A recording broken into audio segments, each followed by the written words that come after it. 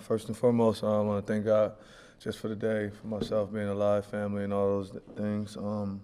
Also want to take my hat off once again to Tennessee. I thought they did a really good job this past weekend. They really just beat us. You know what I mean? It's nothing short to say or no other reasons, excuses, things of that nature. I got to get my team to be more prepared, excited about it, but I'm thankful for the challenge we have ahead. Came in, kind of flushed everything down yesterday and ready to move on to play against UCONN. We have a really good football team coming here. I think Coach Moore has done an amazing job. I like his offensive coordinator, Coach Gordon. Excited for him. I think when he was moved up last year to be the OC, I think he's done a real good job.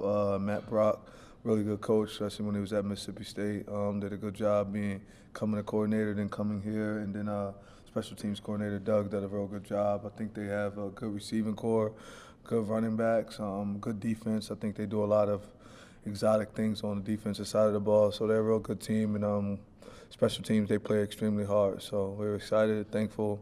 We get an opportunity to play them at home, the Dome this weekend. It should be pretty fun. Questions? We'll start right here with Yvonne.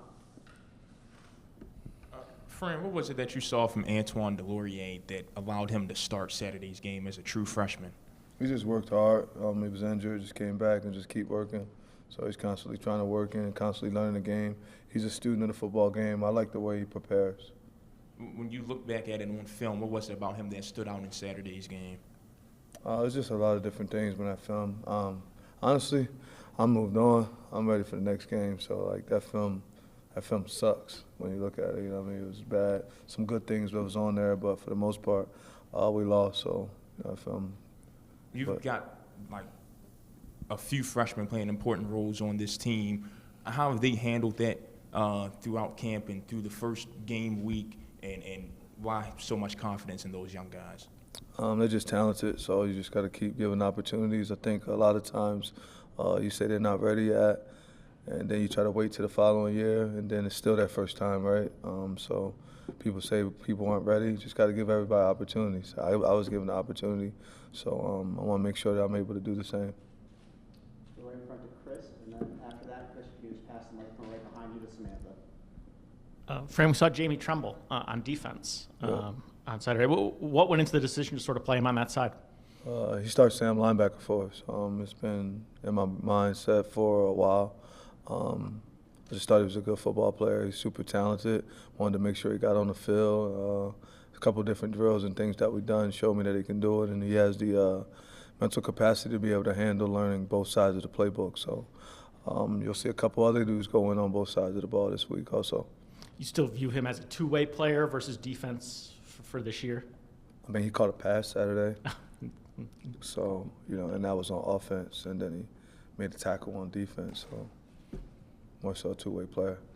How do you avoid learning both sides, sort of slowing a guy's progression and sort of mastering? Repeat that? How difficult is it to learn both sides and still master the position? Well, for him, he plays Sam linebacker, so he'll understand and know that.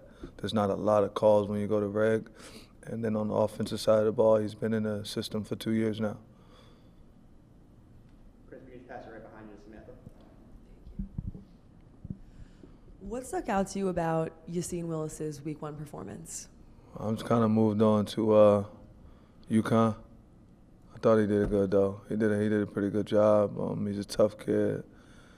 He loves football. His energy, his passion, just so I don't want to take anything away from him, but I think he could play so much better. I think he did a real good job though for our outcome. He did well, but he didn't play at his best. And I think his better football is ahead of him, if that answers your question. Put Christian in front. Along the same lines, what advantages do you have having two capable running backs like Yassine and Will at your disposal for your offense? I think it's good because they're both intelligent. They both are capable of doing the same things but have different games.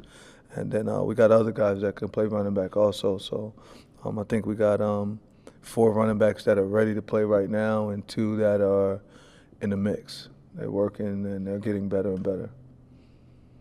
What about Hayden?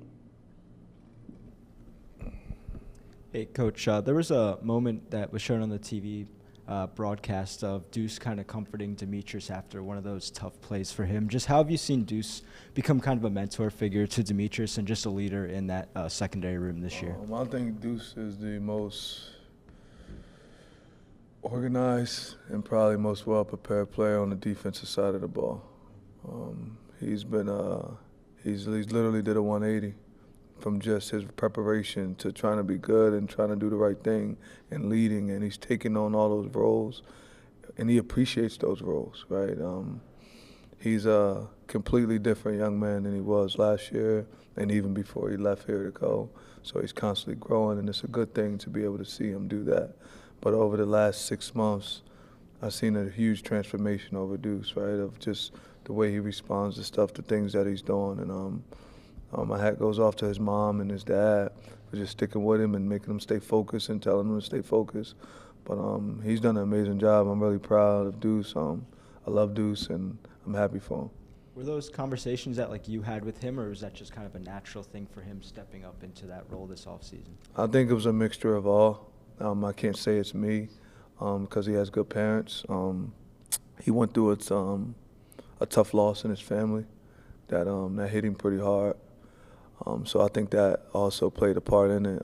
He got some little cousins that mean a lot to him. And it's just he's a leader. He wants to be a role model. It means a lot to him. He understands some of the things that he's done as a young kid that now as he's older, he wants to be there to show those young guys what to do and how to handle the things the right way. Fran, you had a few guys nicked up coming into the game. Some got nicked up during the game. How are you guys looking injury-wise? Do you have any updates on guys like Emmanuel Ross or Devin Grant or anybody like that? I'm going to find out. We do the injury report this afternoon, so I should be doing that at about 1:45. Then I'll know a little bit more about all those guys. I know everybody was in treatment this morning. Guys made it to breakfast and stuff like that, so I'll find that out when we go into injury report. Speaking of which, I know you're not too big on social media, but there were some fans accusing Tennessee players of faking injuries Saturday. Some of their fans were accusing your players. Did you have anything you wanted to address about that? I didn't see Tennessee didn't get any flags for no injuries, nor did us. So I felt they played good football.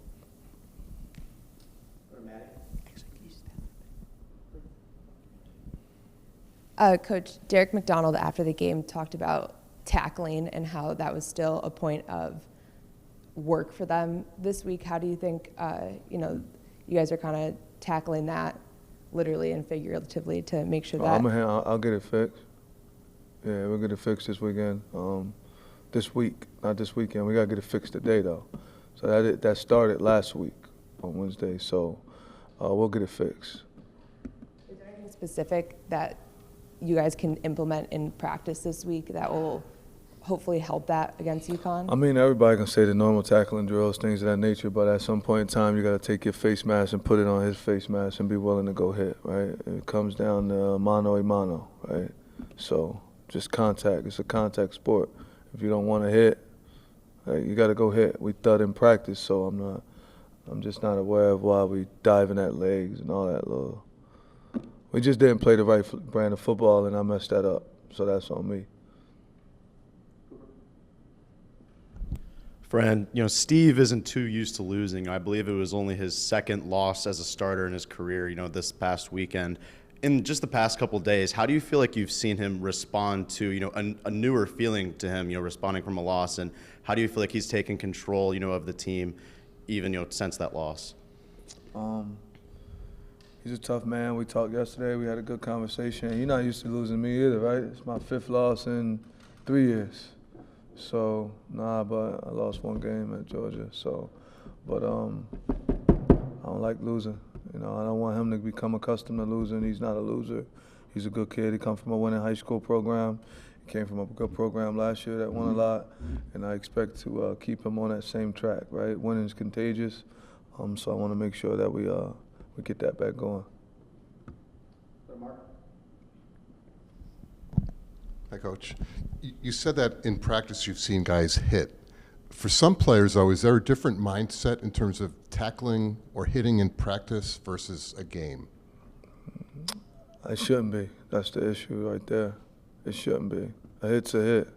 So we got to be able to figure that out, right? Whether it's technique, a courage, you know, we got to get that fixed. So, because it's hard to tell the difference in confused and scared to me when you're watching tape, right?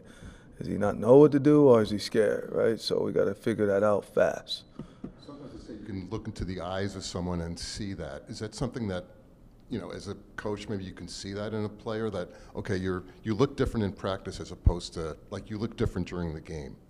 I guess you could say that, but when you watch the film, you can't really tell the difference in being confused or scared.